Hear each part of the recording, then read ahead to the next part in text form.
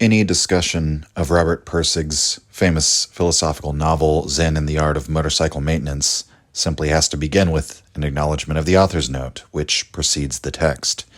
These 4 sentences reveal the somewhat funny little trick that Pirsig played in naming his work as he did. Quote, "What follows is based on actual occurrences. Although much has been changed for rhetorical purposes, it must be regarded in its essence as fact. However, it should in no way be associated with that great body of factual information relating to orthodox Zen Buddhist practice. It's not very factual on motorcycles either." End quote. Pirsig's naming of the book is an homage to Hegel's famed book, The Zen and the Art of Archery, which was one of the first books on Zen to take the Western world by storm. And another thing that's notable about Hegel's text is it nested its explanation of Zen Buddhism within a concrete form of practice, which one could regard as involving technical or practical knowledge, rather than, concerning itself with abstract or doctrinal concerns. Hegel's book is about archery. And so one could be forgiven for thinking that Pirsig's book is another practical application of Zen, only now in the form of motorcycle maintenance. But there's a way in which that perception is Pirsig's trick, because his book is really nothing like Zen and the Art of Archery. It's an autobiographical account of a motorcycle road trip through the Western United States. Zen is hardly discussed at all, in fact, aside from a couple of remarks scattered throughout the text, loosely relating the core principles of Zen Buddhism to the philosophical insights that Pirsig has drawn. The book does contain a lengthy discussion of motorcycle upkeep, but this upkeep of a motorcycle is actually, like the motorcycle itself, just a tool. The motorcycle and its upkeep is a pedagogical device, an example that Pirsig draws on throughout the text, a sort of concretization of his philosophical considerations. Primarily, the substantive concern of this book, and the reason why we're going to discuss it here today, has nothing to do with either Zen or motorcycles, but concerns the Western philosophical tradition, some of the fundamental dichotomies which have been drawn in Western thought.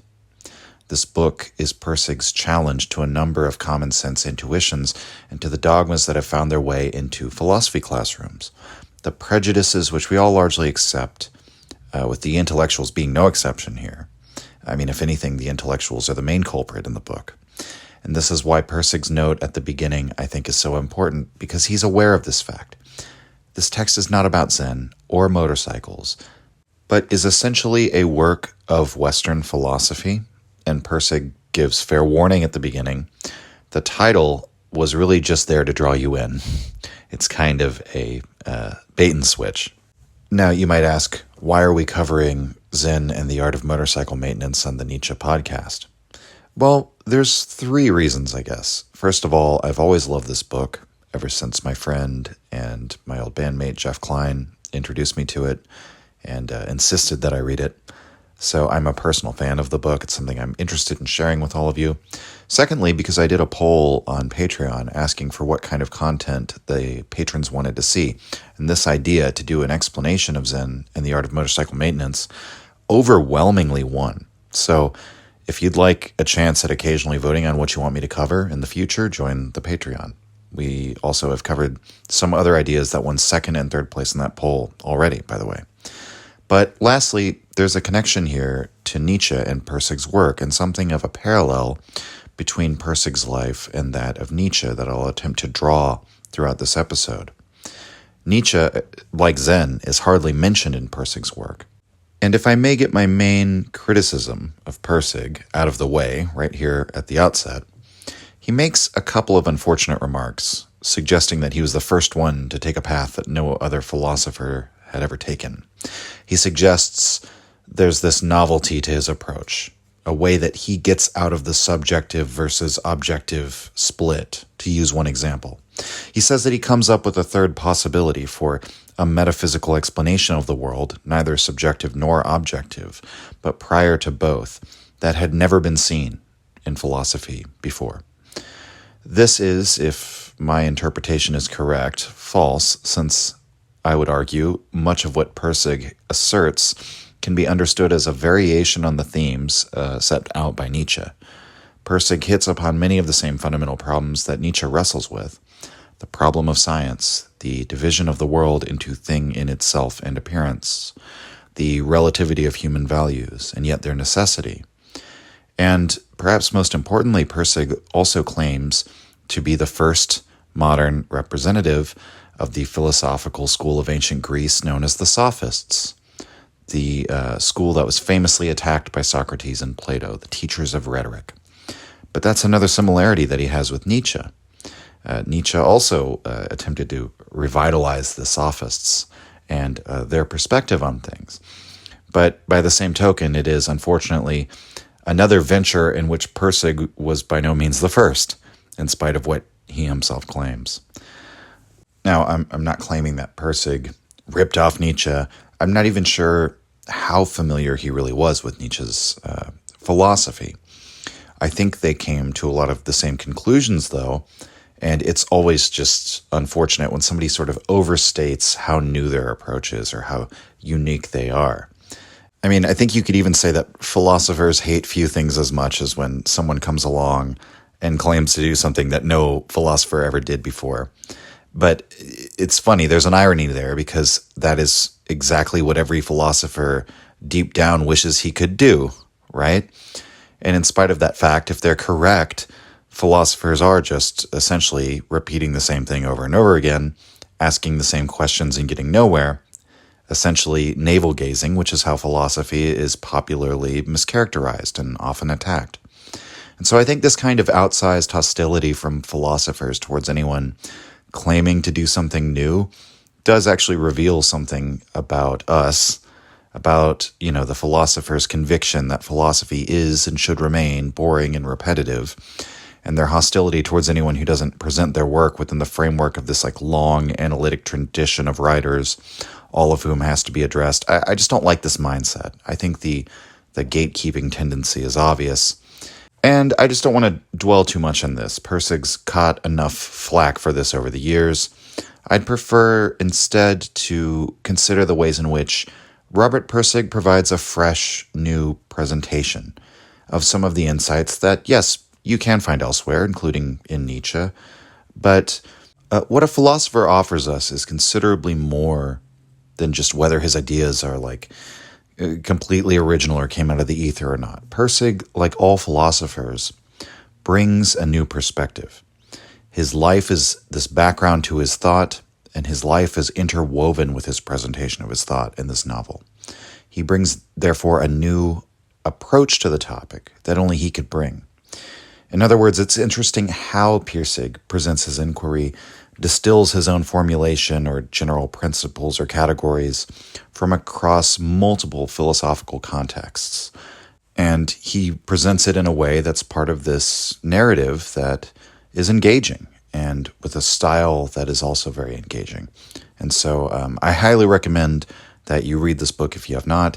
There will be some spoilers for the book if you haven't read this work from over 50 years ago now. We're mainly going to talk about the philosophical ideas within the book, though.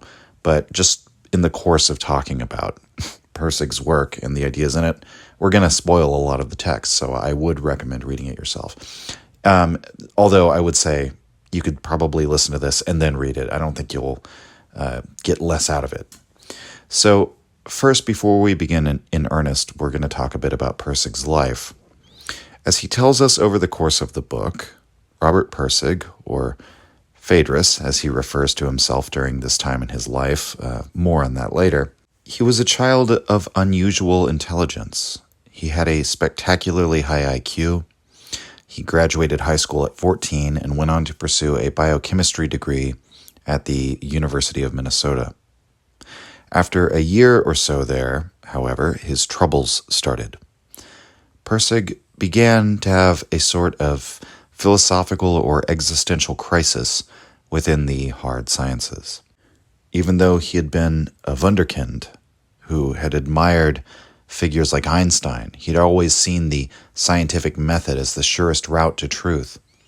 He began to be haunted by certain questions concerning science, which could not be answered by science itself. Pirsig writes, and I'm quoting here in an abridged form from chapter 10 of the book, quote, "A phenomenon profoundly characteristic of the history of science has been swept under the carpet for years.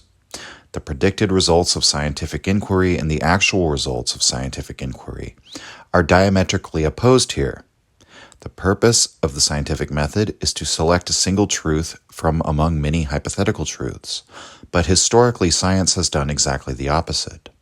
Through multiplication upon multiplication of facts, information, theories, and hypotheses, it is science itself that is leading mankind from a single absolute truths to multiple indeterminate relative ones."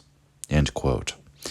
Further down in the passage, he continues, still speaking of himself in the third person here, quote, "The cause of our current social crisis," he would have said, "is a genetic defect within the nature of reason itself.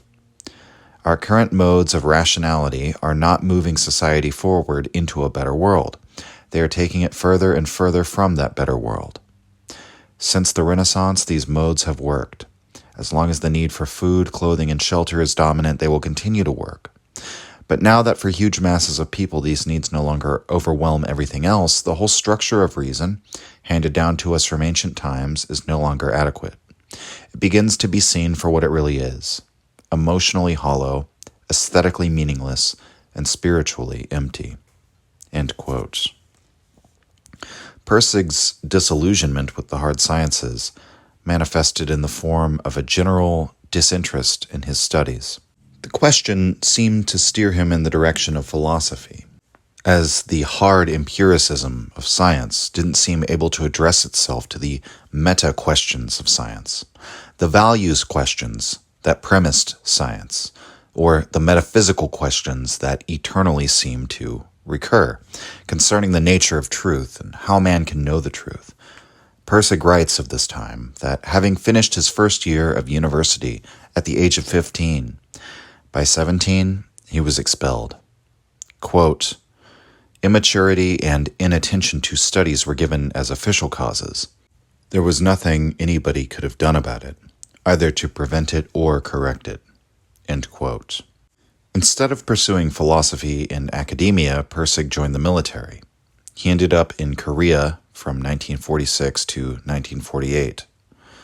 Pirsig's memory of this time in his life is hazy, but he says it was a time of drift. Quote, "Drifting is what one does when looking at lateral truth. He couldn't follow any known method of procedure to uncover its cause, so he drifted. That was all he could do." End quote. And again, Pirsig's speaking of himself in the third person. When Pirsig returned to America, he finished his degree at the University of Minnesota. He then went to study the ideas of Eastern religion and spirituality in Benares, India. He was there for many years, but found the answers of Eastern philosophy equally unsatisfying to the Western scientific method. He recalls one incident in the book in which one of his professors was waxing philosophical about the illusory nature of all phenomena. It's a topic oft revisited in these classes and their study of the philosophies of Vedanta, of Taoism, and of Buddhism.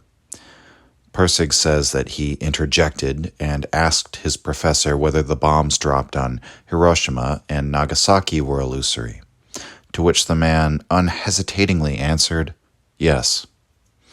After this, he was more or less done with the purely Eastern approach and soon returned to America. What followed was a period of Pirsig's life where he was hot on the trail of the philosophical questions that had troubled his mind for many years, and also increasingly dealing with the effects of what was a rapidly manifesting mental illness. He would eventually be diagnosed with schizophrenia, but this was unknown to him at the time. He taught creative writing and rhetoric at Bozeman, where he began to formulate the ideas that he presents in Zen and the Art of Motorcycle Maintenance. He taught his class there in an unusual way, at least for one of the years that he taught this course, in which no grades were given. It was a sort of experiment against the quantitative and definite systems of assigning quality to his students' papers. He would often have his class vote on which of several essays was of highest quality, and most of the time, the class was in agreement, even though no grades were there to quantifiably say which one was better than the other. He began his meditation at this time on the topic of quality, and began attempting to define quality, ultimately determining that it was undefinable. After this, he attended the University of Chicago in pursuit of his master's degree. He was accepted to the Committee on the Analysis of Ideas and Study of Methods. Pirsig's time in this degree program is covered in the final part of the book, and it was a period of high stress for him, where the symptoms of his schizophrenia began to manifest all the more strongly. Pirsig found himself in a sort of conflict with the man in charge of this committee, who is unnamed in the book, but known to be Richard McKeon. And also he comes into conflict with a professor of philosophy who's portrayed as a sort of devotee of McKeon in the novel.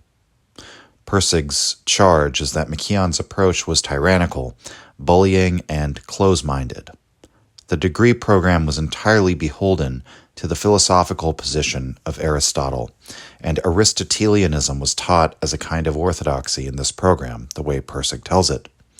For reasons that will become clearer as we proceed through Pirsig's philosophy, he found himself in stark opposition to these figures. While Pirsig portrays the series of incidents in a light rather favorable to himself, suggesting that he regularly outmaneuvered his professors whenever they were drawn into a debate in class, the stress of this long conflict and his worsening symptoms eventually took their toll. At the apex of his manic, delusional state, Pirsig had a complete mental breakdown. He was eventually committed to a psychiatric hospital. What happened to Pirsig after this point is somewhat tragic and somewhat mysterious. He underwent electroshock therapy, a procedure which reportedly altered his entire personality. He says that the doctors explained to him after the procedures that when he started to acquire some kind of lucidity and he began to become able to hold his memories together once again, they told him that he'd been given a completely new personality. And he remarks on this as an absurdity, as if your personality is something that you can exchange like an outfit, that you merely wear outwardly, you can take on and off. That what they should have said is that the person you were died, and you are, for all intents and purposes, a new person, one with a very splotchy memory of what being the old person was like, but a man with a new personality all the same. In his memory, Pirsig writes that he was having a wild night at a party, everyone was drunk, and then he went to lie down for a little while in a back room, and ended up falling asleep there. When he awoke the next morning, he was not in the clothes he remembered going to sleep in, and he was in a strange place that he didn't recognize. He walked down a corridor and encountered the doctors who had forever altered his mind. He writes, quote, "How did I get here?" I asked, thinking about the drunken party. The man said nothing, and the woman looked down. Very little was explained. It took me more than a week to deduce from the evidence around me that everything before my waking up was a dream, and everything afterward was reality. There was no basis for distinguishing the two other than the growing pile of new events that seemed to argue against the drunk experience.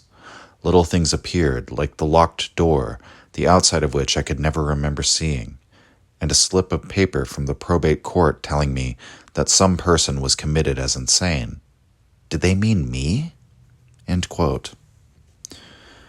Pirsig's entire life disappeared.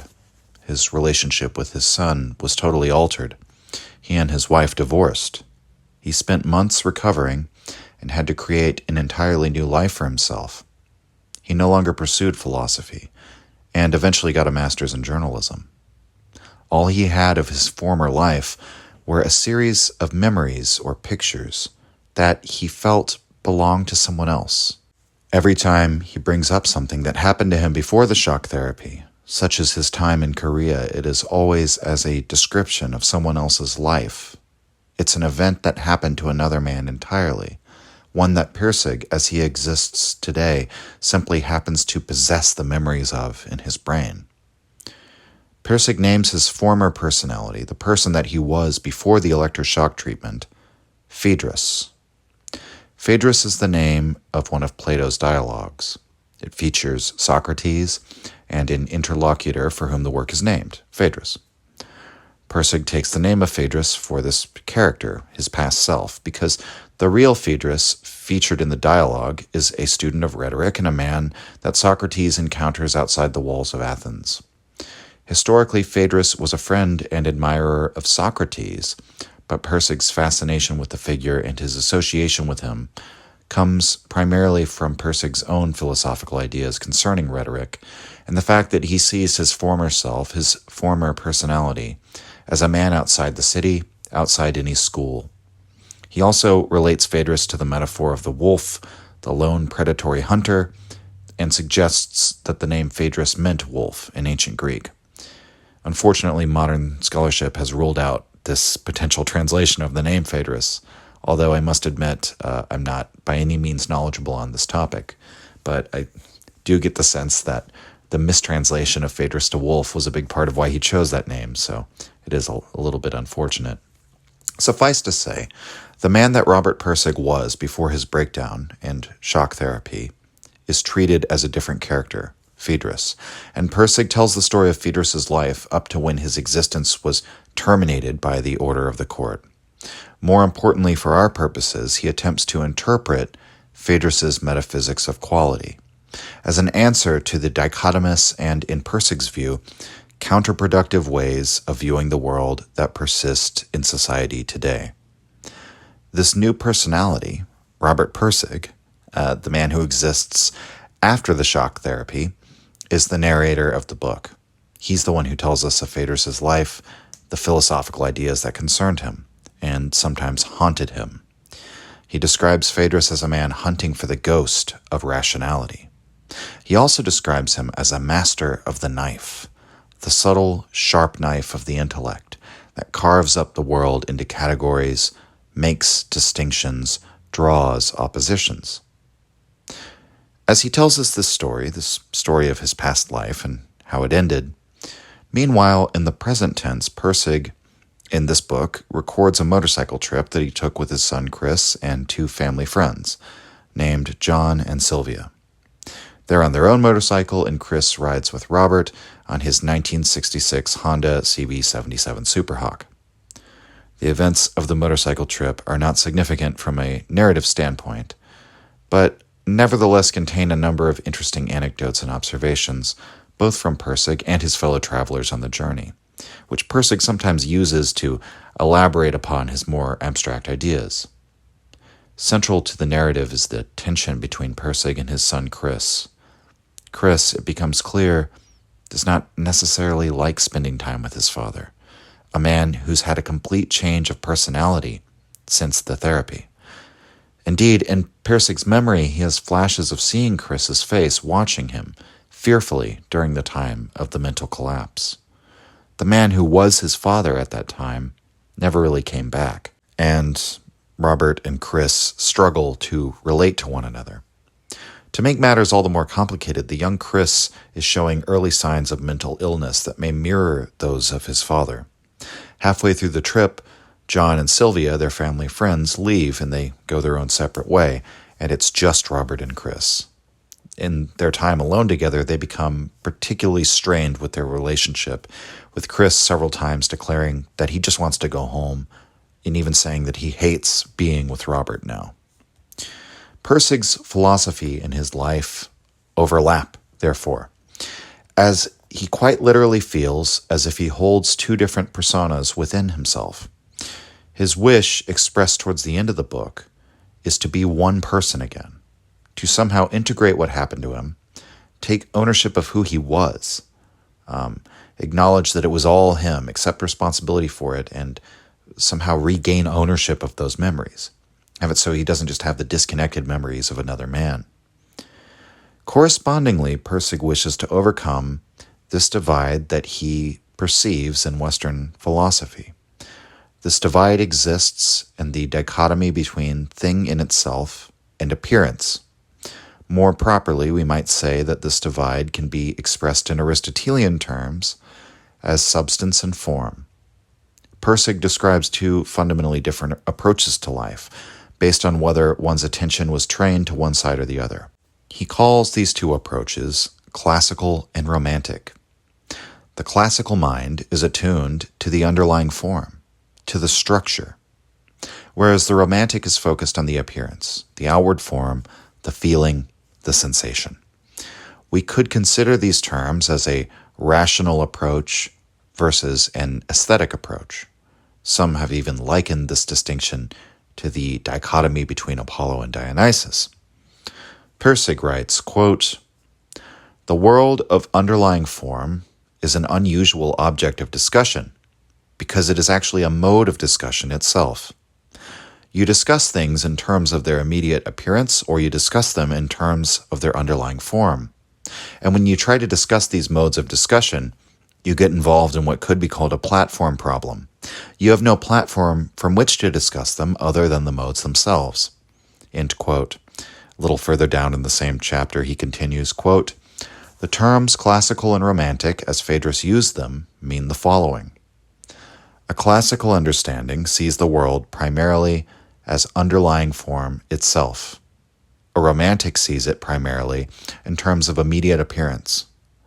If you were to show an engine or a mechanical drawing or electronic schematic to a romantic, it is unlikely he would see much of an interest in it.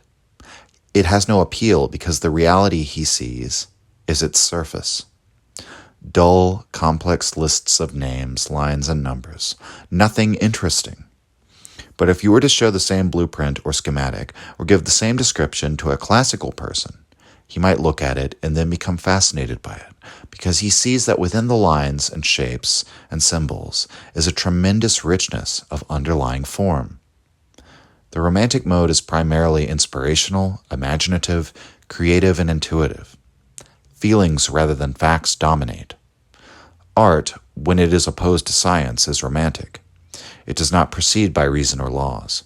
It proceeds by feeling, intuition, and aesthetic conscience." End quote. So, here in these passages we have sort of the main dichotomy that Pirsig brings to the forefront in the novel and the problem with discussing it.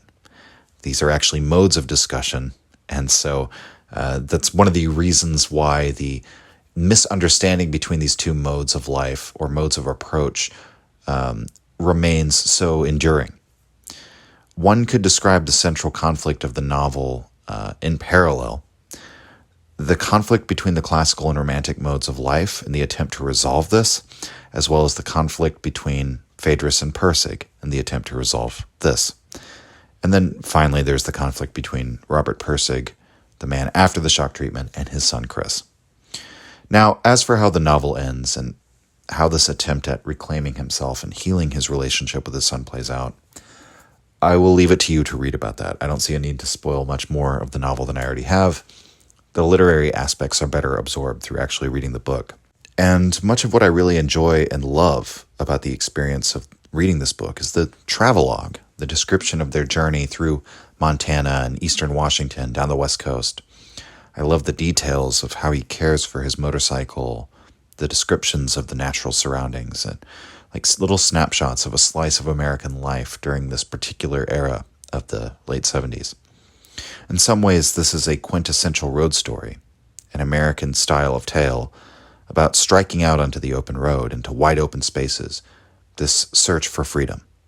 So I highly recommend reading this novel for the literary aspects, but we're not going to really discuss those much further. We will, however, begin with one of my favorite examples from the novel, which I think helps to explain this distinction between classical and romantic in concrete terms. Pirsig begins the book with the example of his travel partners, John and Sylvia Sutherland. The Sutherlands, as he describes them, are products of their time, the kind of people who see a rapidly advancing technological change to society as a sort of death force. While they're not described as hippies in terms of drug-taking, free love, stereotypical hippies, they're definitely the kind of, younger or middle-aged adults in the 60s and 70s who questioned authority and idealized a simpler way of life. The Sutherlands are Pirsig's poster children for the side of life known as romantic, and one of the ways he describes them is with their complete disinterest in the classical world, the world of underlying form. This contrast comes up when it comes to, of all things, motorcycle maintenance. John Sutherland, you see, bought a BMW precisely because it's the model known for its reliability. He doesn't want to have to learn how to tune and service his own vehicle. He wants it to just run the way it's supposed to run. And if there's a problem, he'll take it to a mechanic, someone else who specializes in that knowledge, and he'll pay them to fix it.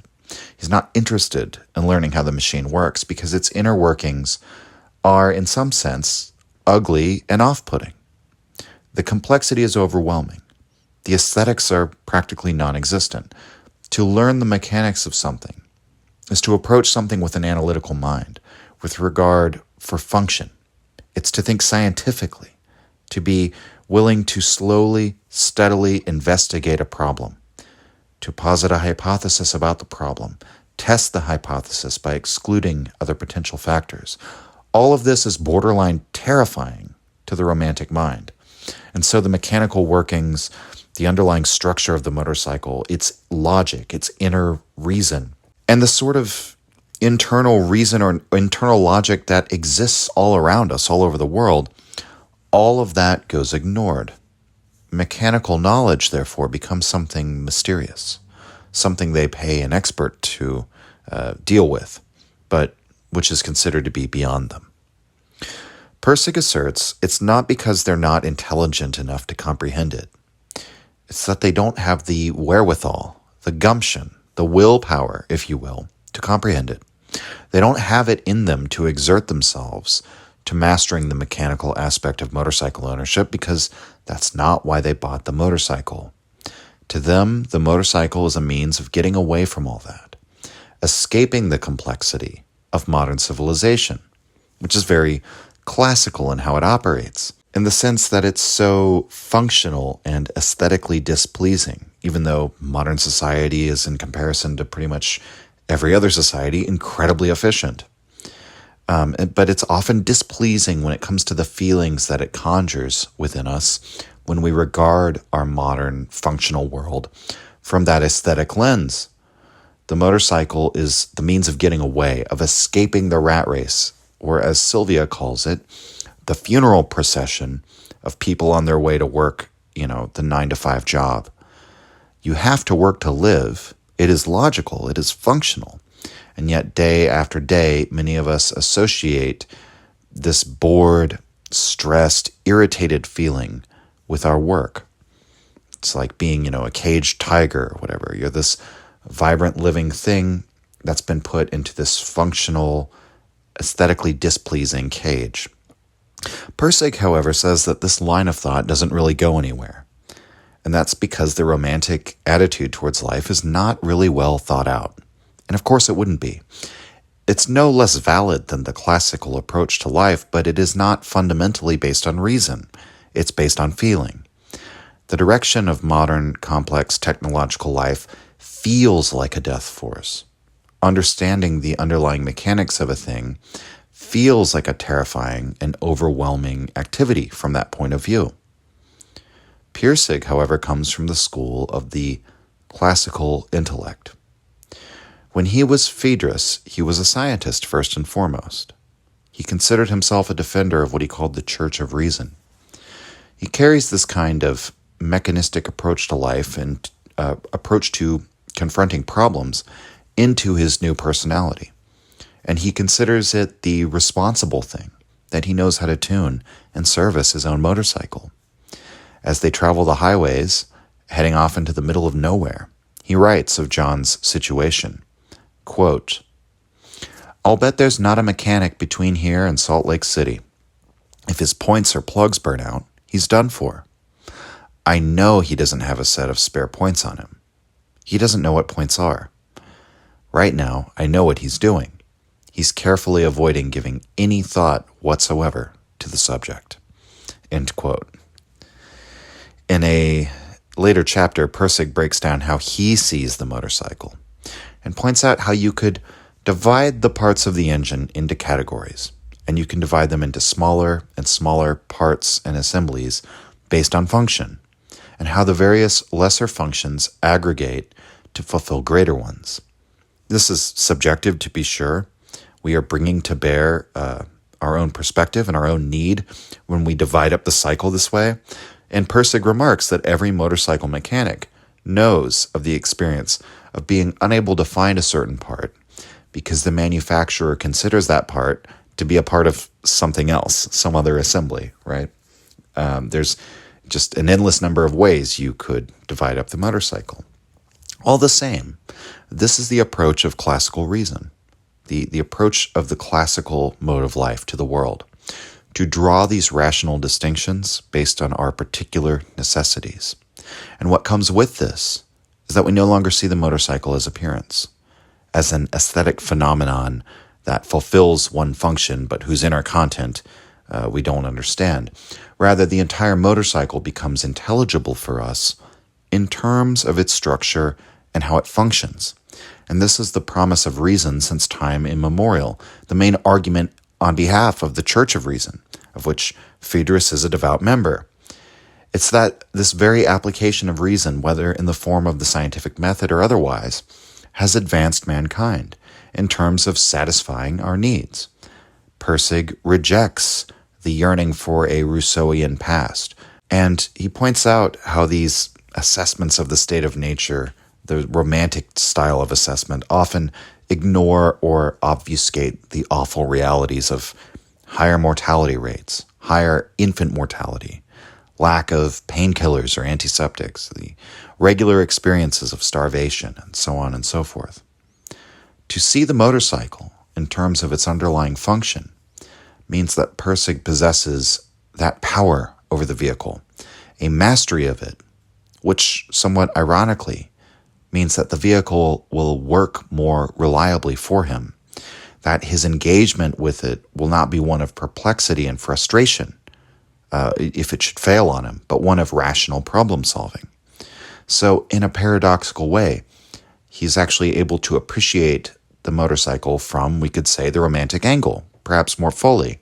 He can enjoy his time out on the road, riding it with less anxiety than the Sutherlands, knowing somewhere in the back of their minds that they're not masters of the cycle, but quite powerless if it should stop functioning, and therefore trying their best not to think about that fact. My favorite anecdote about this is in chapter 5. He relates a story from some time before the road trip when John's handlebars started slipping. John complains of the problem to Pirsig. Quote, "You're going to have to shim those out," I said. "What's shim?" "It's a thin, flat strip of metal. You just slip it around the handlebar under the collar there, and it'll open up the collar to where you can tighten it again. You use shims like that to make adjustments in all kinds of machines." "Oh," he said. He was getting interested. "Good, where do you buy them?" "I've got some right here," I said gleefully, holding up a can of beer in my hand. He didn't understand for a moment. Then he said, "What, the can?" "Sure," I said. "Best shim stock in the world." I thought this was pretty clever myself. Save him a trip to God knows where to get shim stock. Save him time, save him money. But to my surprise, he didn't see the cleverness of this at all. In fact, he got noticeably haughty about the whole thing. Pretty soon he was dodging and filling with all sorts of excuses, and before I realized what his real attitude was, he had decided not to fix the handlebars after all. As far as I know, those handlebars are still loose, and I believe now that he was actually offended at the time, that I had the nerve to propose repair of his new $1,800 BMW, the pride of a half-century German mechanical finesse, with a piece of an old beer can. I should say that beer can aluminum is soft and sticky, as metals go, perfect for the application. Aluminum doesn't oxidize in wet weather, or more precisely, it has a thin layer of oxide that prevents further oxidations, also perfect. In other words, any true German mechanic, with a half-century of mechanical finesse behind him, would have concluded that this particular solution to this particular technical problem was perfect. End quote. So, to Robert Pirsig, the beer can shim is perceived in terms of its underlying function, the properties it possesses and how those properties might affect its functionality. And therefore, Pirsig can substitute or transform part of the world that was not part of the machine into part of the machine. If you don't possess this capacity for classical thinking, your feelings tell you that the beer can shim is wrong. That would be sullying this expensive, expertly crafted machine. Since you don't think in terms of the underlying structure or the functionality, it can only be an insult for Pirsig to suggest putting part of a beer can into it. Now, it would be natural to think that Pirsig's temperament is therefore more classical, and maybe he has settled on the classical approach as superior. But because of his very observation of the problems inherent to science that we mentioned earlier, Pirsig cannot throw in his lot entirely with the classical school of thought either. Science has been very good at taking care of basic human needs like food and medicine, but as he hinted earlier, has caused a kind of social chaos by moving us away from unquestioned, singular, absolute values to a state of indeterminate, relativistic truth claims and merely subjective moral claims, a total faith in cold, detached reason and condemnation of the romantic need of mankind. This has left many of us feeling alienated. Part of Pirsig's problem with the Aristotelian tradition is that the Aristotelians that Phaedrus encounters at the University of Chicago are classical thought taken to its own one-sided extreme. So if the Sutherlands are sort of the example of where the romantic worldview can go wrong, the Aristotelians at the University of Chicago are where classical thought can go wrong.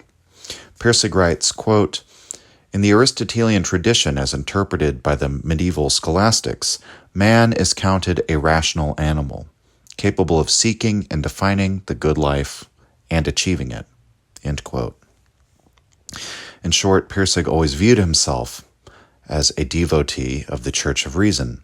He conceived of the university not as a physical place, consisting of classrooms, chairs, projectors, offices, and administrators, but as existing wherever there are people willing to apply themselves to the pursuit of truth, wherever learning is valued, and wherever truth is held higher than material gain or institutional dogmas. But it's for this very reason that Pirsig, or Phaedrus rather, took such offense to the orthodoxy of the Aristotelians. In some sense, they were not rational enough. They had not applied the knife of reason to the problem of reason itself. They failed to see the issue with the subject-object distinction or with the substance and form distinction. In fact, such a distinction is key to Aristotelianism. Aristotle's philosophy is, in a word, dualism. And so even though Pirsig also expressed discontentment with the sort of generic non-dualism of Eastern traditions, when regurgitated in the form of rote answers, sidestepping any difficult questions or moral quandaries, this can't be taken as a full affirmation of the dualistic position. And in fact, Pirsig's project could even be seen as the attempt at a unity between dualistic and non-dualistic modes of thought, as strange as they may be to contemplate. Pirsig, that is, Robert Pirsig after the procedure, says that when he read Aristotle himself, he didn't find this evil adversary that Phaedrus perceived. Nevertheless, he says, he'll attempt an explanation of why Phaedrus found Aristotelianism to be such a grievous error. Quote, "Plato believed the dialectic was the sole method by which truth was arrived at, the only one. Aristotle attacked this belief, saying that the dialectic was only suitable for some purposes, to inquire into men's beliefs, to arrive at truths about eternal forms of things, known as ideas, which were fixed and unchanging and constituted reality for Plato. Aristotle said that there is also the method of science, or physical method, which observes physical facts and arrives at truths about substances which undergo change. This duality of form and substance, and the scientific method of arriving at facts about substances, were central to Aristotle's philosophy." End quote. So, Pirsig's problem with Aristotle is that you could regard him as largely responsible for the division between philosophy and natural philosophy, between philosophy and the hard sciences, between physics and metaphysics, and in some sense, Pirsig's project is a reunification of the two. Perhaps more important is the implicit assertion that there is such a thing as substance independent of form, or form without underlying substance. Pirsig denies this. While Pirsig perceives that a dyed-in-the-wool Platonist would have just as much disagreement with the Aristotelians as he did, he's not a Platonist, and in large part finds his greatest disagreement with Plato precisely where Plato is most influential on the thought of Aristotle, that very desire to divide the world into the intelligible world and the changeable physical world. Pirsig recounts how his disagreement with the Aristotelians came out in practical terms when it comes to his position on rhetoric. To explain this, we should discuss a bit of Pirsig's background in rhetoric and why his view on rhetoric ends up becoming absolutely essential to understanding his entire philosophical project, which I love personally. Rhetoric is the art of persuasion in speaking and writing. It's the technique or method of what the Greeks would have called speaking beautifully, how to present your words or ideas in such a way as to make them appealing or attractive to others, to write convincingly, clearly, and powerfully. Pirsig taught rhetoric at the university level in his classes on English composition. It was during this period of his life that he first came onto this problem. He records it as a kind of inspiration upon hearing one of the teachers say, quote, "I hope you're teaching quality to your students this year." This statement, upon Pirsig's very classically minded attempt to dissect it and discover its underlying meaning, the statement begins to appear to him more and more mysterious than it seemed at face value. The more that he contemplates it, the more he begins to see that this concept of quality is impossible to define, and yet it's absolutely indispensable. He assigns his students to write an essay on the topic. What is quality is the prompt, an assignment which they all find incredibly difficult, and many of them are angered or even resentful about it. He tells his class that he doesn't actually know the answer and was hoping one of them would know. This makes some of them even angrier. This was, by all accounts, an unconventional class. We already mentioned, the year that he went without giving numerical grades and the practice of having students vote on which essays were of the highest quality. Part of why the definition of quality is so elusive for Pirsig springs from his desired teaching method, in contrast with the appointed methods of the university. The textbook that he's supposed to be teaching teaches the student by rote to replicate quality rhetoric by just emulating or imitating a series of aspects that the textbooks, claim they've distilled out of what rhetorically powerful, essays. They have these aspects and just learn by rote to imitate them. So it outlines all of the prescribed aspects of a well-written essay, tells the students to emulate those. For Phaedrus, it seems that this style of teaching, by imitation, is a real evil. He calls this formal school of rhetoric a bunch of itsy-bitsy rules for itsy-bitsy people. Students are encouraged to simply repeat back to the teacher what has been told to them. In his experience, the essays that attempt to artificially employ some technique of rhetoric as part of an assignment to use X, Y, and Z technique in your writing end up being worse than they would have otherwise. And they're almost never persuasive because their artificiality is so obvious. Originality is not selected for in academia, however, since an original idea or approach might succeed or it might not. Whereas if you simply imitate your professor's approach, that will assuredly get you an A. The question of quality, therefore, goes to the heart of Pirsig's insight as regards the teaching of rhetoric. Rhetoric, all the way back to the time of Socrates, has gotten a bad rap. The Sophists, the teachers of rhetoric in ancient Greece, are criticized on the basis that rhetoric doesn't concern itself with the discovery of truth, but with the beauty or the technique of speech. To speak persuasively is not necessarily to speak truly, and so in the eyes of Socrates and Plato, dialectic is superior to rhetoric. Then, in the work of Aristotle, rhetoric is categorized as a subset of dialectic, an art related to it, but completely cut off from the discovery of scientific or physical truth. Pirsig has his own interpretation of the relationship between the Sophists and the Socratic school, but suffice to say that he sees something about the quality of one's speech, the form by which they communicate their truth, to be inextricable from the substance of one's speech, that the quality of one's technique or the method cannot be separated from the quality of the underlying truth spoken. To teach rhetoric without a concern for originality, or we might say authenticity, is simply to teach a series of rote imitations in style, and to teach the pursuit of truth without regard for the fact that style matters, diction matters, structure of one's argument matters, and persuasiveness matters, is also to teach an impoverished truth, as if you could have, substance with no form. Quality, Pirsig argues, is something that we can all perceive, but he struggles for many pages with coming to a definition and eventually realizes that this is because it would place quality within the realm of the conceptual, within the rational, within the boundary-drawing categorization scheme of the intellect, meaning, of course, that quality would then be confined to the classical mode of life. This is the platform problem that we brought up at the beginning. But quality is not simply subjective insofar as we could decide what quality is on an arbitrary whim. In truth, quality is found rather easily by consensus, even if some individual outliers exist, which Pirsig believes he demonstrates among his students over and over again. He says they never fail to rank the essays according to the ranking of quality he himself would have selected. And whenever there's a small discrepancy, it's because two essays are of a similar quality.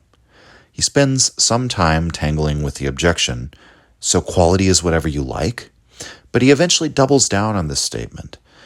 He says it's an attempt at a straw man, but in fact, he'll affirm this statement. Yes, quality is whatever you like. Quality is exactly what people like because it is the definition of what it means to like something. It's not simply subjective, but it is what we might call perspectival. Quality in Pirsig's description is what we really care about. And in whatever domain of human life that we care the most, we have the highest standards of quality. And what we care about most is not determined by arbitrary decision either, just as we don't determine who we love by arbitrary decision, and we don't, the old quote of Schopenhauer that you will what you will, but don't choose what you will. And so in some sense, we recognize quality is not something we have a choice in. It's there or it's not, and you can easily recognize it.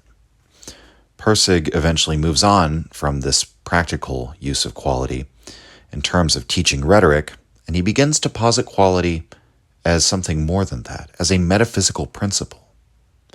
Quality, he argues, precedes the subject-object split. It is the relationship, in fact, between mind and matter. Therefore, quality can't be divided into classical and romantic. That is to say, there can be classical quality and there can be romantic quality, because quality manifests in every domain of human life. But quality as such, we might say, is what gives rise to these very modes of being. It doesn't belong to either one of them.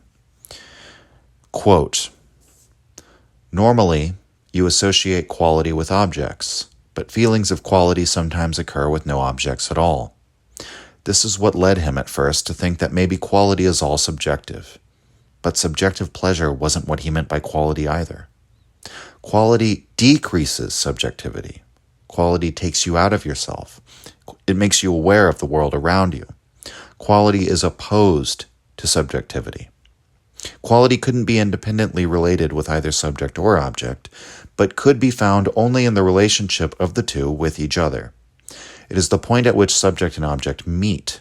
Quality is not a thing, it is an event. It is the event at which the subject becomes aware of the object. And because without objects there can be no subject, because the objects create the subject's awareness of himself, Quality is the event at which awareness of both subjects and objects is made possible. Quality is not just the result of a collision between subject and object. The very existence of subject and object themselves is deduced from the quality event. The quality event is the cause of subjects and objects." End quote.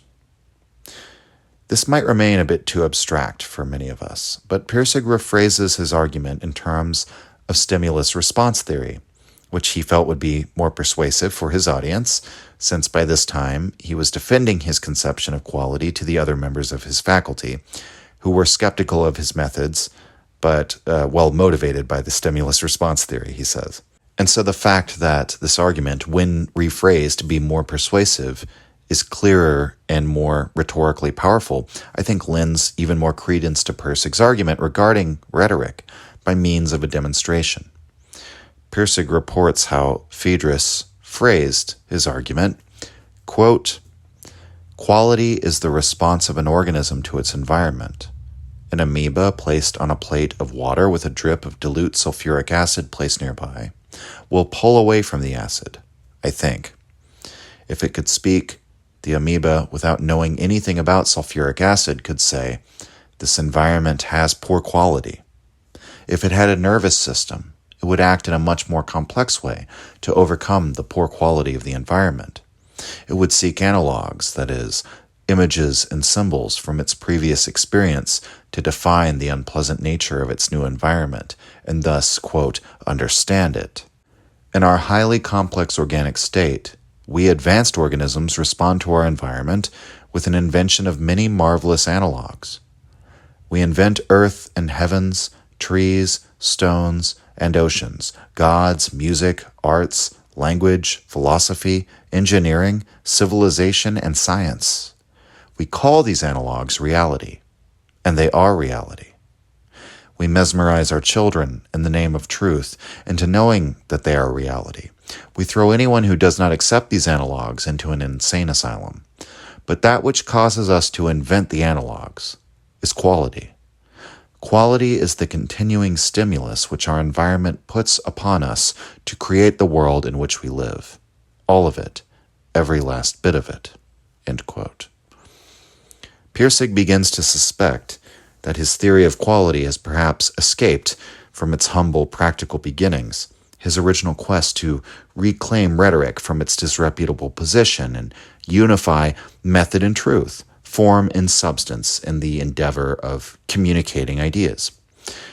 But now quality's taken on an almost mystical quality, because, of course, mystical truths are those which cannot be defined, and which purport to be prior to both reason and feeling, to transcend the dualism of subject and object. And when Phaedrus picks up the Tao Te Ching and reads the statements that have been recorded about the Tao, he finds that one could easily substitute the term Tao for quality. And the Tao Te Ching would be more or less advancing the same argument about quality that Pirsig is.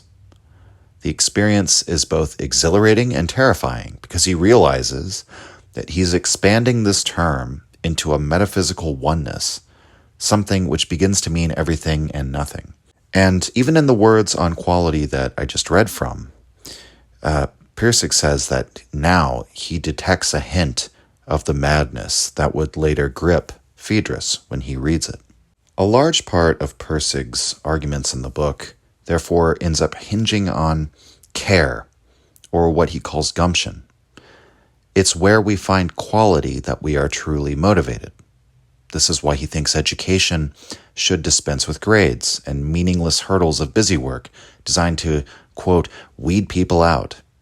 Given time to determine the ways that they could get the most quality out of their lives, people will weed themselves out, he argues. The only people who will truly get an education, thus fulfilling the only true function of the university, the only legitimate function, are those who are powerfully motivated to pursue it, who pursue their education out of a felt necessity. The school of hard knocks will teach men what quality is if they aren't motivated to learn it from a university. And this is because, truly, life is teaching quality everywhere, all the time, wherever an organism reacts to its environment. The skill to do what Pirsig does and maintain one's own motorcycle learn all its ins and outs, its intricacies, what every part and every assembly does. That comes from gumption, a deep care and concern with having mastery over the mechanical functions of the motorcycle. Without that caring, one is not going to learn. And that's why the Sutherlands remain in the romantic mode of engagement with their cycle, even if they are plenty intelligent. They don't have the gumption or the care to understand the motorcycle in terms of the underlying form. It's simply repugnant to them. It's the ugliness of the classical mode when encountered by romantic people. To draw a comparison to Nietzsche at this point, we could rather neatly compare Pirsig's conception of quality with Nietzsche's conception of value. Value, similarly to quality, is neither chosen by arbitrary whim, nor is it something objective or discoverable by hard sciences. Value precedes both types of judgment. Furthermore, value is also a word that we could use in the two senses that Pirsig uses quality, and that we both say that we value things, meaning that we care about them, we possess a concern for them, have an interest in them, will be motivated in regard to them, but also value in the sense of evaluation or judgment, determining the worth of something. Both these senses of the word are related and are, I would argue, represented by quality also. Furthermore, Nietzsche's idea of values as something physiological, prior to reason, and from which our subjective conscious narrative springs, roughly lines up with Pirsig's own conception. For Nietzsche, valuations stand behind logic. They drive our conscious desires, and perhaps most importantly, they do shape our perspective on the world. Values determine the way we perceive the world, as Nietzsche argues, in an appeal in his notes to the same form of stimulus-response theory that Pirsig employs. He argues that if mankind had gained some advantage by sensing the electrical field, we would have a sense organ for this, just as we have sense organs to pick up sound waves or to detect light particles. Our very sensations of the world are not directed according to the dictate of producing a quote-unquote objective picture of true reality, whatever that might be. Rather, our sensations are driven by what aids us in surviving and reproducing, in pursuing what we value. Another way that Nietzsche and Pirsig can be compared is in their common association with the Sophists. And while Nietzsche makes his big opponent out to be Plato and Socrates, for Pirsig it's decidedly Aristotle. Both Pirsig and Nietzsche demonstrate a fascination with the Greek philosophers who came before the Socratic school, and both attempt to construct a narrative about the development of Greek philosophy and what the arrival of the Socratics means in that broader context. Quote, Phaedrus reads further and further into pre-Socratic Greek thought and eventually comes to the view that Plato's hatred of the rhetoricians was part of a much larger struggle in which the reality of the good, represented by the Sophists, and the reality of the true, represented by the dialecticians, were engaged in a huge struggle for the future mind of man. Truth won, good lost, and that is why today we have so little difficulty in accepting the reality of quality, even though there is no more agreement in one area than in the other. End quote. Nietzsche famously perceived the dialectic as ultimately harmful to the health of a polity, a symptom of decline. The church of reason that Pirsig once identified with and then became disillusioned by, Nietzsche sees it as like the sacrifice of quality, or in Nietzsche's terms, value, in pursuit of a supposedly disinterested or dispassionate species of truth. Pirsig describes the Greeks as participating in a long process of discovery to determine what is imperishable. That is their goal. That's the knowledge they're seeking. And at first they conceive of what is imperishable in the form of their gods, beings who endure behind the turning wheel of history, persisting even as the day-to-day events appear to represent change. Eventually the Greeks understood that these myths were perhaps something more like a form of symbolism, an artistic representation of this immortal principle, rather than a literal truth. The pre-Socratic philosophers then represent a long struggle to articulate what is imperishable in the form of concepts. Pirsig writes, quote, The immortal principle was first called water by Thales. Anaximenes called it air. The Pythagoreans called it number, and were thus the first to see the immortal principle as something non-material. Heraclitus called the immortal principle fire and introduced change as part of the principle. He said the world exists as a conflict and a tension of opposites. He said there is a one, and there is a many, and the one is the universal law which is immanent in all things. Anaxagoras was the first to identify the one as nous, meaning mind. Parmenides made it clear for the first time that the immortal principle, the one, truth, God, is separate from appearance and from opinion, and the importance of this separation and its effect upon subsequent history cannot be overstated. It's here that the classic mind for the first time took leave of its romantic origins and said, the good and the true are not necessarily the same, and goes its separate way. Anaxagoras and Parmenides had a listener named Socrates, who carried their ideas into full fruition. What is essential to understand at this point is that until now, there was no such thing as mind and matter, subject and object, form and substance. Those divisions are just dialectical inventions that came later. They are just ghosts, immortal gods of the modern mythos, which appear to us as real because we are in that mythos, but in reality they are just as much of an artistic creation as the anthropomorphic gods they replaced." End quote. While the quest to discover this immortal principle once and for all seemed intractable, with disagreements always arising, for example, between the followers of Heraclitus and Parmenides, those who see change as imminently real versus those who believe change is an illusion, Pirsig argues the resolution comes from none other than the Sophists, whom he calls the early form of the humanists. Quote, "They were teachers, but what they sought to teach was not principles, but beliefs of men. Their object was not any single absolute truth, but the improvement of men. All principles, all truths are relative," they said. "Man is the measure of all things." They were the famous teachers of wisdom, the Sophists of ancient Greece. Socrates is not just expounding noble truths in a vacuum. He is in the middle of a war between those who think truth is absolute and those who think truth is relative. He is fighting that war with everything he has. The Sophists are the enemy. Now, Plato's hatred of the Sophists makes sense. He and Socrates are defending the immortal principle of the cosmologists against what they consider the decadence of the Sophists. Truth, knowledge, that which is independent of what anyone thinks about it, the ideal that Socrates died for."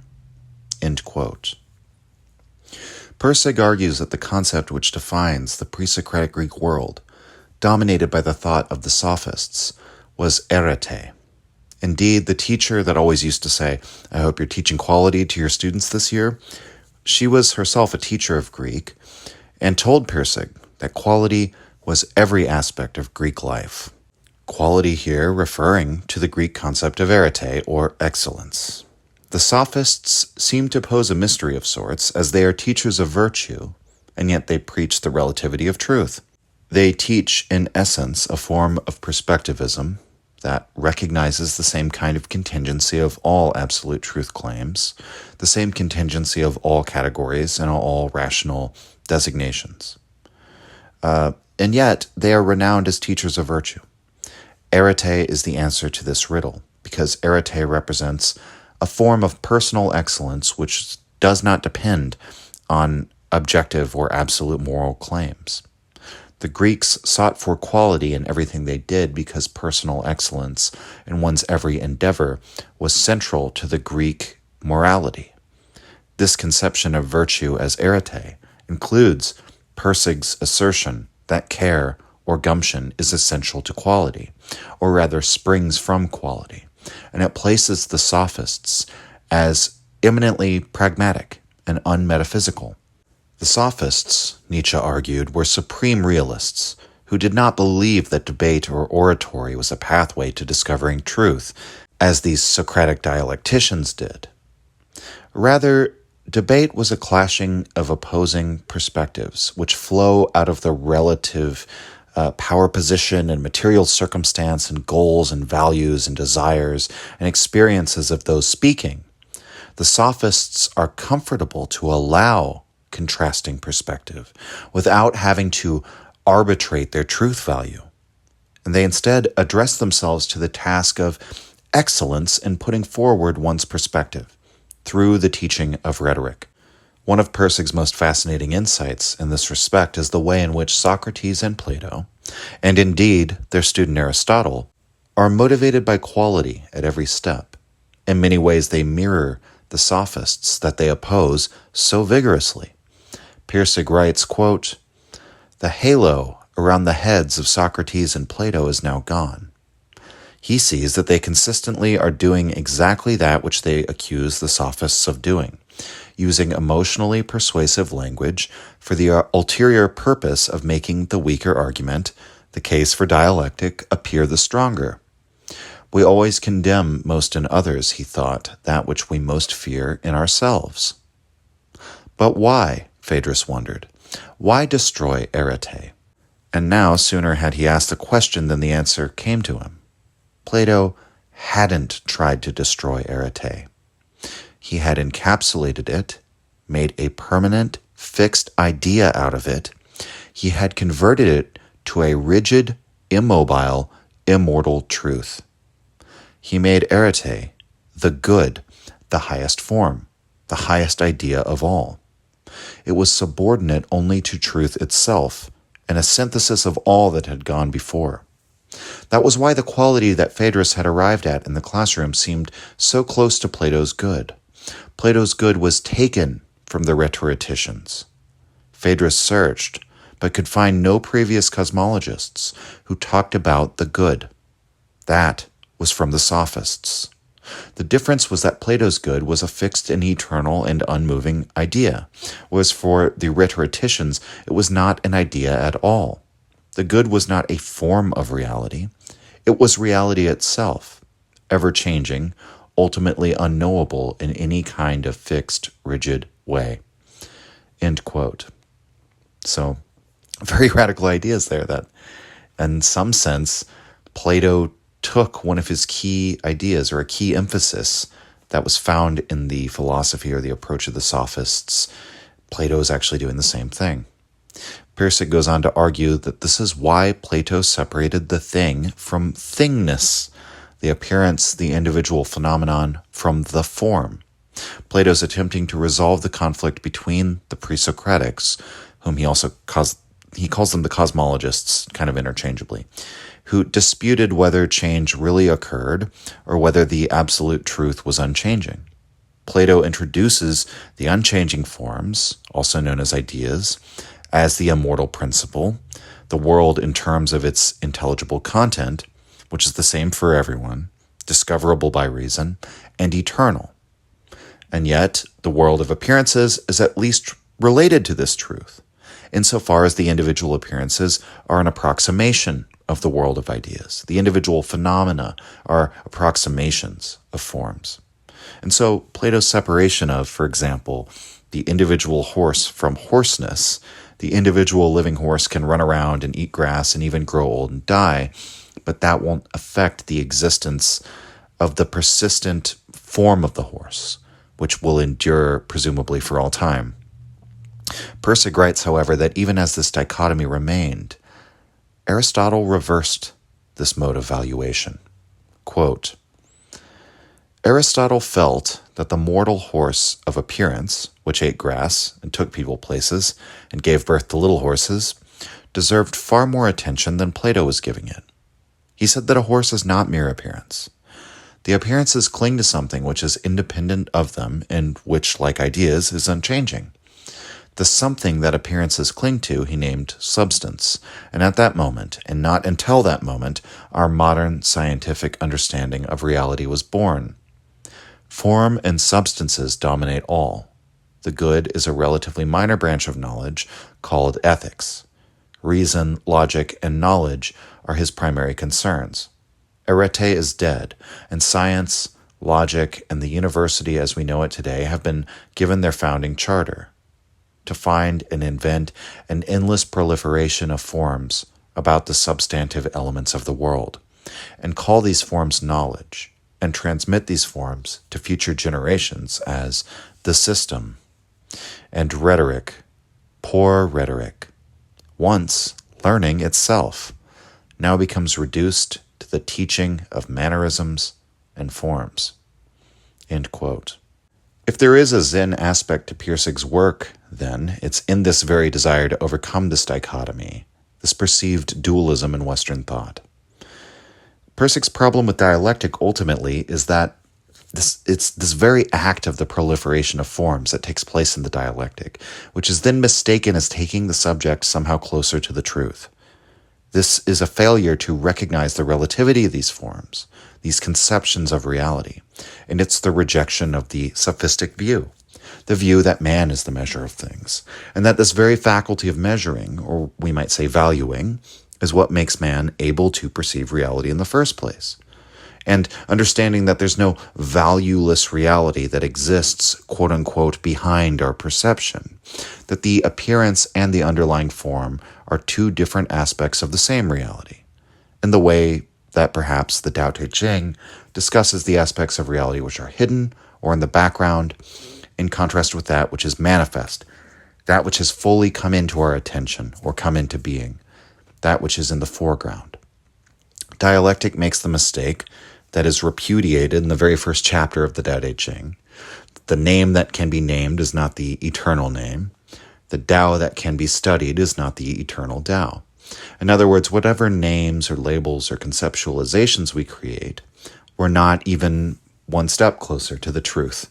Rhetoric is therefore admirable insofar as it doesn't make this mistake, and it's willing to conflate the appearance and the underlying substance, which, I guess I shouldn't use the term conflate because Pirsig thinks they were artificially separated to begin with. Rhetorical quality is not presumed to be truer, but simply better. For Pirsig, this is not a mere imitation or empty pandering. True rhetoric is an art which is ignited in one's soul like any art. It's an expression of one's authentic creativity, their authentic perspective articulated in the most compelling way. And so, Pirsig stands beside Nietzsche as an advocate for the Sophistic school and a critic of the Socratics and the Platonists, and, valuably, he adds a cogent criticism of Aristotle to our repertoire. And he founds a down-to-earth way, I think, of expressing this dichotomy and how it comes out in ordinary life. But of course, there's another similarity with Nietzsche that you may have taken note of earlier. This quest of Pirsig's ends in madness. And as with Nietzsche, I have often taken issue with those interpretations of his dementia that blame his philosophical ideas for quote-unquote driving him mad. And given his eventual schizophrenia diagnosis, I think it's only fair to conclude that the origin of Pirsig's madness, was physiological. I don't think it was philosophical. Still, the stress of getting his master's degree while teaching and engaged in this sort of war, as he felt it, with the Aristotelians, I think it did take its toll. Pirsig describes the madness that Phaedrus began to experience, the inability to perceive forms as having substance any longer, the loops of the mind he became stuck in, staring for hours or days at the wall, becoming completely detached from everyone around him. Like Nietzsche, he hit a breaking point, and everything ended. Only Pirsig would have a very different fate than Nietzsche. While Nietzsche never recovered from his madness and died an invalid, Pirsig got to live a second life. True, the man he was dead, so in a poetic sense he suffers the same madness and death as Nietzsche. Phaedrus perhaps truly died, and maybe the Robert Pirsig that would later go on a motorcycle trip, and therefore the Pirsig that we all know, who only knew the ideas of Phaedrus indirectly, was therefore a totally new person. But it's another one of those uncanny coincidences that both Phaedrus and Nietzsche suffer a complete mental breakdown that they never recover from. Nietzsche because he dies, Pirsig because when he comes back, he's a different person. and I'll leave it to you to decide which one of them got off easier in the aftermath of that. Certainly, Pirsig has been criticized over the years, with many questioning whether his book actually achieves all that it purports to achieve. I would, for my part, suggest that we give Pirsig at least the same regard that's extended to Nietzsche's theory of values, as the premise of all life, and as key to our very perception of the world. In Pirsig, we find a novel presentation of this case and a plea with the modern world to reconsider our many dogmas and intuitions about what reality itself is. More than anything, to offer the classicals and romantics out there a chance at flipping their perspective, at least as a form of experimentation for the purpose of seeing what they're missing. I'll end with a call to action of sorts from Robert Pirsig, a statement about the absolute primacy of value, of committing ourselves to what we care deeply about and committing to excellence in pursuit of it. It's an attempt to recapture arete in modern life, in which Pirsig classifies being with it, or being a natural, being what we now call in a flow state, as a form of what you might call happiness discovered in the pursuit of quality. Quality in terms of seeking what we value earnestly, and quality in terms of pursuit. Pirsig makes this point as follows, quote, "I think that if we are going to reform the world and make it a better place to live in, the way to do it is not with talk about relationships of a political nature, which are inevitably dualistic, full of subjects and objects and their relation to one another, or with programs full of things for other people to do. I think that kind of thing starts at the end and presumes that the end is the beginning. Programs of a political nature are important end products of social quality that can only be effective if the underlying structure of social values is right. The social values are right only if the individual values are right. The place to improve the world is first in one's own heart and head and hands, and then work outward from there. Other people can talk about how to expand the destiny of mankind. I just want to talk about how to fix a motorcycle. I think that what I have to say has more lasting value." End quote. Nietzsche's project could certainly be contrasted with Pirsig's here. Nietzsche is certainly one who claims to have expanded the destiny of mankind. And even here we find a funny similarity between the two, insofar as Nietzsche wrote throughout his career that it's really the little things, the details of our daily lives, as he says in Ecce Homo, the choice of diet, climate, exercise, and so on, that really counts for how one becomes what one is, not the high-flying metaphysics that we adopt or the idealism to which we hold. Even as Nietzsche seems to contradict Pirsig in terms of his overall philosophical goals. We can't imagine Nietzsche talking about making the world a better place, right? But we can find much in Nietzsche's ideas that would be commensurate with the notion that it's far more important to learn how to fix your own motorcycle than to invent some new metaphysical approach or something of that nature. This kind of mode of being that tears down the boundaries between form and substance, that sees one's daily habits, what is constant and enduring and repeated about you, the little things that make you up, as of far greater value than our idealism, that's ultimately the message that I take away from Robert Pirsig, and I hope that I have at least done my part in persuading all of you over the course of this episode with my A+ Gold Star rhetoric to perhaps take your own plunge into this book. As I said at the beginning, the literary aspects make it worth a read, and there's a great deal more that Pirsig argues philosophically that I simply couldn't cover in a single episode. Hopefully at least some of you will fall in love with this book the way I have and give it a chance. So that's all for this week, everyone. Here's hoping you found this a quality episode. Next week, we explore another philosopher who attempted the resolution between change and the immortal principle, between substance and form, between classic and romantic. His approach was not quality nor valuing, but negation. We're going to take a hard right out of the realm of rhetoric and into the dialectic. We'll explore negation as the relationship that inevitably exists between that which is apparently opposed. You should have guessed by now who we're going to be talking about. Join me next week to talk about the identity of identity and difference and the dialectical movement of history through one of the most famous of philosophical allegories. Next time, it's Hegel and the master-slave dialectic. Signing off. If you enjoyed the Nietzsche podcast or found it helpful, you can visit us and support the show at patreon.com/untimely-reflections. The link is in the description. Or just share the show with any of your friends that you think might enjoy it or on social media. Thank you for your support.